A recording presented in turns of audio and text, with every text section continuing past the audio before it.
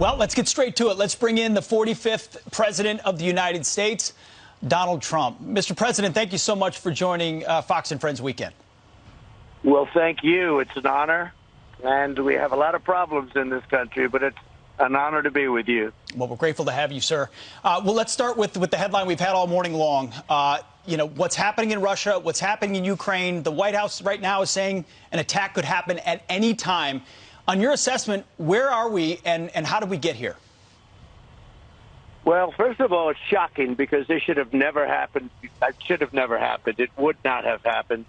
And how we got here is when they watched Afghanistan and they watched the most incompetent withdrawal in the history of probably any army, let alone just us. They saw that, and President Xi and President Putin, watch what happens with China very soon, but with Taiwan. But they watched that, and they said, what's going on? They don't know what they're doing. And all of a sudden, I think they got a lot more ambitious. I think Putin really wanted to negotiate for a period of time. I think when he watched Afghanistan, when he watched that unbelievably bad withdrawal, incompetent, where they took the military out first, where they left $85 billion worth of equipment behind for the Taliban to have and to sell and to use. And, of course, the death that happened.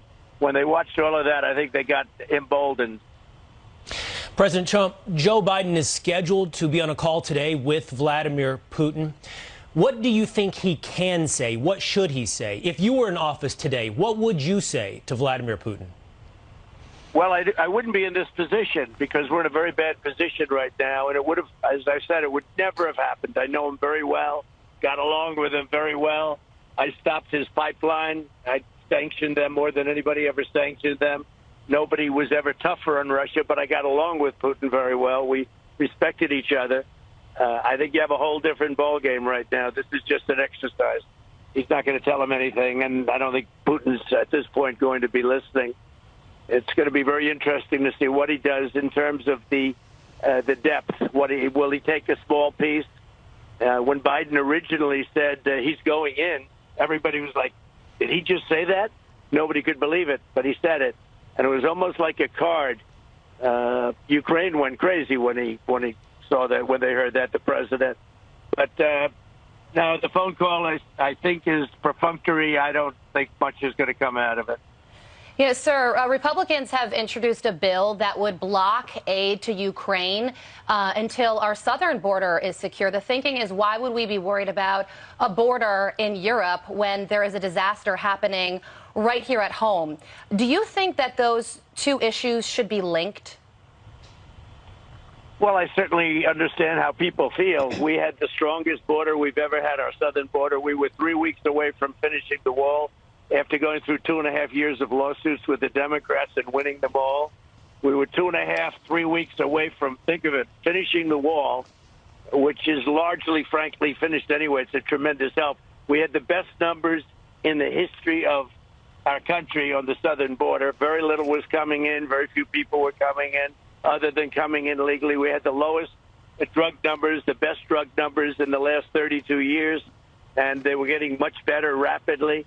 And all of a sudden, this guy takes over, and the border is opened, and we have millions of people. I think it's 10 million. They say 3 million. But people coming in, countries all over the world are releasing their prisoners into our country. We're like a dumping ground. So I can certainly understand how people feel when they say, let's try and tie one to the other. You know, we fight for other people's borders, but we don't fight for our own border. We're the strongest, the most secure border we've ever had at the south, and Mexico was great to me. They helped us. It gave us 28,000 soldiers free of charge, because otherwise we would have, as you know, tariffed all of their cars and things coming in. And we got along great with Mexico. We had the Mexico stay in Mexico policy. Now it's called stay in the United States. Whoever you are, just come on in. No, it's a very terrible thing, and I must tell you, I do understand how they feel when we're fighting for other countries, but we're not fighting for our own. Yeah, Mr. President, not only are we fighting for our own, we're facilitating that transportation with secret flights in the middle of the night, things you've heard about as well. But I want to go to our other border, if we can, Mr. President, and the idea of truckers and the trucker freedom convoy that's happening there, not just in Ottawa, but now on trade routes along the Canadian border. You've heard what, who you call them Justin from Canada, what Justin Trudeau has said about them. He's characterized them as racist, as bigots. But their message has been clear from the beginning, Mr. President. The list of their demands has been terminate vaccine passports, terminate vaccine mandates, and stop the divisive rhetoric. They've been straightforward. They want freedom. What's your message to both the Freedom Convoy and Justin Trudeau? People all over the world are watching, and they have respect for what they're doing. They're tired of being pushed around by being told what to do, being forced with the mandates. The mandates should have not happened. I mean, I'm very proud of Warp Speed. Everybody has given us credit. Nobody thought it was possible to do what we did. And that includes therapeutics, by the way, Regeneron and the various therapeutics that work so well. But what we did with Warp Speed was great. But the mandates are very, very bad, very, very bad. And I think there's a lot of respect for what they're doing. I see they have Trump signs all over the place, and I'm proud that they do. But that's what happens. You can push people so far. And our country is a tinderbox, too. Don't kid yourself. And there are plenty of our country up there right now, folks. When you look at what's happening, in Canada, our country, I think, is far more of a tinderbox than Canada. President Trump, we're watching blue states begin the process of loosening restrictions across the country. In my one chance to interview in the past, President Trump, I asked you about Dr. Fauci. You were at the front end on so many things. As we panicked as a nation, you talked about balancing the shutdowns against our economy. And I asked you at that time about Dr. Fauci and the way the public viewed him. And you were beginning at that time to express some skepticism. I'm curious, and I'm not trying to give you the answer ahead of time, but I'm curious, if you look back on the past 2 years, some of which was under your watch, when it comes to COVID, what would you have done? What would you do differently if put in the same position? With perfect hindsight, what, if anything, would you do differently? Well, we haven't been given credit, but we're starting to get credit. Warp Speed was phenomenal. I closed up the country to China. I closed up the country to Europe. That was incredible. And I filled the shelves. I filled up the cupboards of the states, which they were unable to do themselves. You had some very competent governors, and you had some very incompetent governors. But, I went around with the cupboards were bare, and they were. As far as Fauci, and that was a big thing, the ventilators and all of the equipment and all of the things that we were able to get, from goggles to clothing and the plastics, and we did an amazing job. Got no credit for it. But everything is stocked, and right now the whole country is stocked for something like this. The country, and this is long before I got there, was not prepared. Fauci, however, was not a big factor with me. He is a big factor now because Biden chose to make him such, but he was not a big factor with me. He said he didn't want to close to, as you know, very strongly, because we talked about this, he didn't want to close up to China, which was heavily infected. He didn't want to close up to Europe, which was heavily infected. 4 months later, he said that President Trump made a great decision and saved perhaps hundreds of thousands of lives, because I was really a single vote. I had 21 people in a room, and none of them wanted to close it down, but I did because I saw what was happening in China and in Europe. Fauci did not play as big a role with me. He played actually a pretty light role. And if you also notice, oftentimes when he would say something, I'd do the opposite, which tended to be pretty good. He came out against masks, and then he became a radical masker. He was a radical, wherefore if you could. But at the very beginning, if you look back early on, he was against masks. I mean, he had some very different views, but he was not a big factor with me. I didn't get to see him too much. I didn't deal with him too much. I made my own decisions, and they were great decisions, and I let the states run. So whether it's Florida, Texas, South Dakota, if you take a look at some of the states, South Carolina, they did a terrific job. The governor did a terrific job. But I let the states run and make those decisions. And frankly, the Republican governors did a far better job than the Democrat governors. But Fauci was not a big factor as far as I was concerned. He became a very big factor once Biden came in, and then it's almost like he couldn't make a move without asking Fauci. Well, Mr. President, over the past week, something very interesting has happened. Several Democratic governors have dropped mask mandates, or at least pulled back on mask mandates. And there's this clip that's going viral. It took place at a Las Vegas school. Children so excited that they don't have to wear their masks to school the next day. Take a listen to what that sounded like. Watch this. Starting tomorrow, we don't have to wear masks anymore!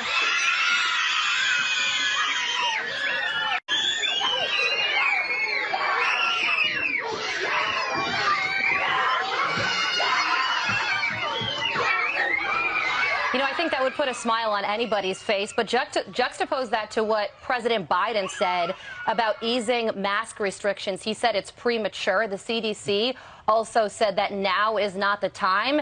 If now's not the time, when is? Well, first of all, that's adorable. It should have happened a long time ago. And everybody says that the mask for the new variant, at least, is virtually ineffective. I mean, totally ineffective. So I don't know what they're doing and why they're doing it.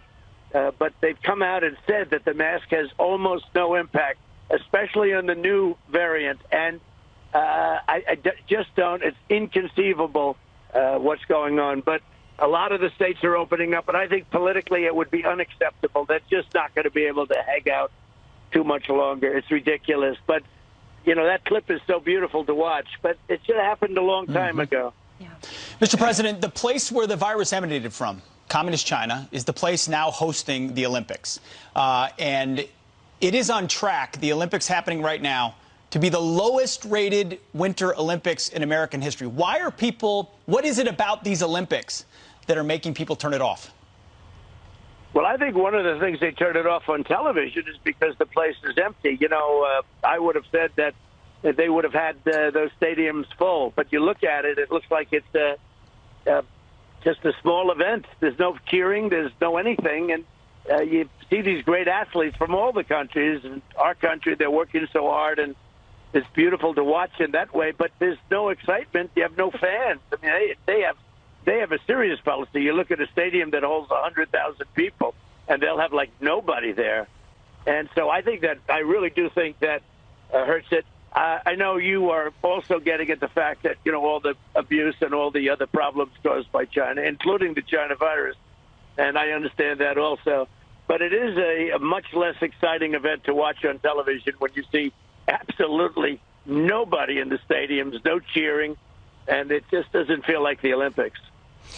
No, it doesn't. There's a national conversation that seems to be completely out of touch with the American people at every step of the way. And I think one of those examples might be the latest obsession, President Trump, which is again and always seemingly about you. Maggie Haberman of the New York Times has a book out. She's been discussing it on CNN and other platforms. And the big takeaway is that you have ripped up papers and flushed them down the toilet. What is your reaction to what you're hearing on other mainstream media channels in this book by Maggie Haberman?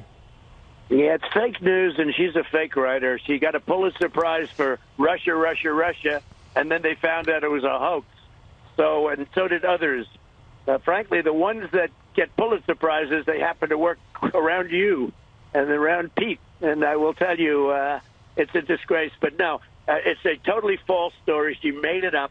I don't believe they have sources. Who's going to be a source for that anyway? Who would know that? There's no source. They make it up.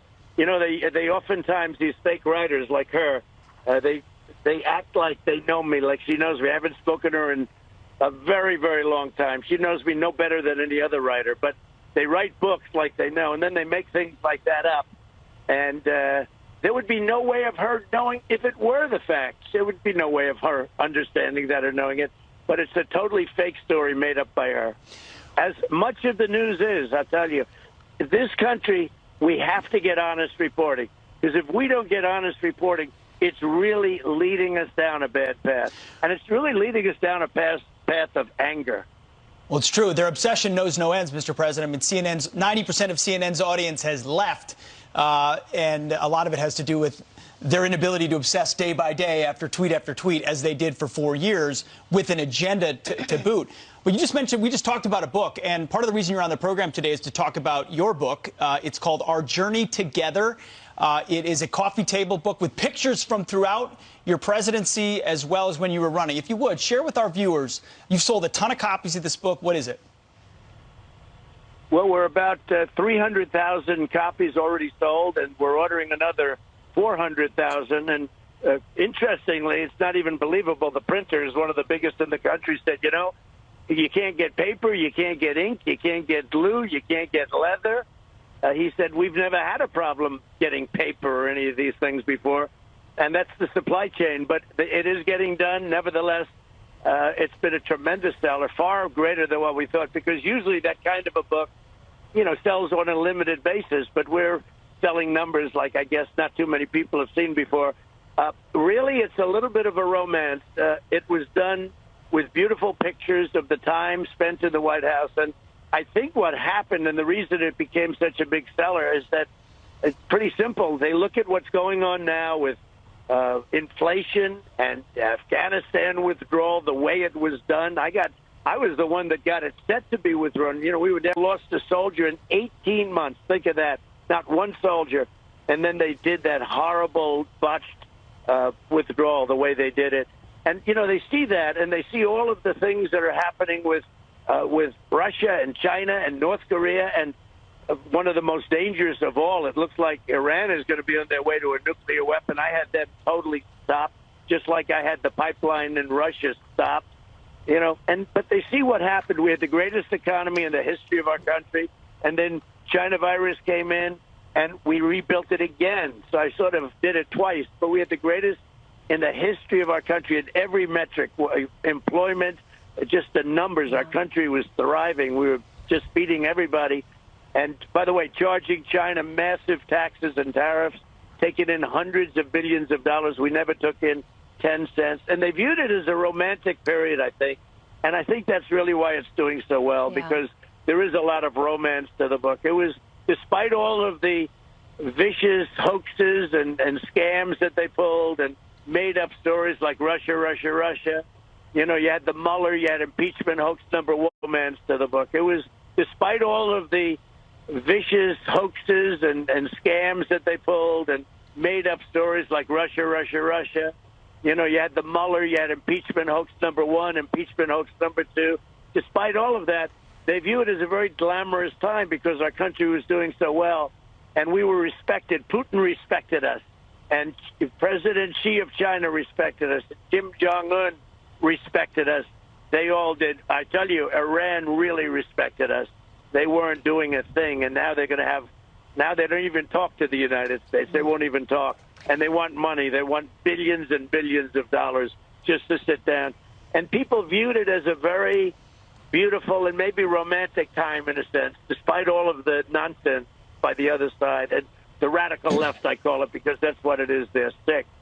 So it was a beautiful time, and people loved it, and that's why it's selling so much. And it's an honor that you asked me that question. Thank you. Well, Mr. President, with that said, we want to look ahead towards the future. And there is some speculation swirling that Hillary Clinton is thinking about running for president again in 2024. So the question is, are you going to run? And with that, will there be a repeat of the 2016 presidential election? Well, anything's possible. Anything's possible. We're certainly looking at it, and we're working right now with a lot of great people in the Senate and in Congress, and my endorsement has meant a lot, as you know. It's I think it's 158-2. That's pretty good. So a lot of people want that endorsement. I think everybody wants the endorsement. We're working on getting Congress, getting the Senate, and we're looking at it very, very strongly. And I think ultimately a lot of people are going to be happy because our country is a mess. Our country is going to hell. When you look at what's happening at our southern border, when you look at the disrespect that other countries have for us, that just a year ago we were more respected than at any time. We were never so respected. And now we're just totally disrespected at a level that I don't think we've ever gone that low.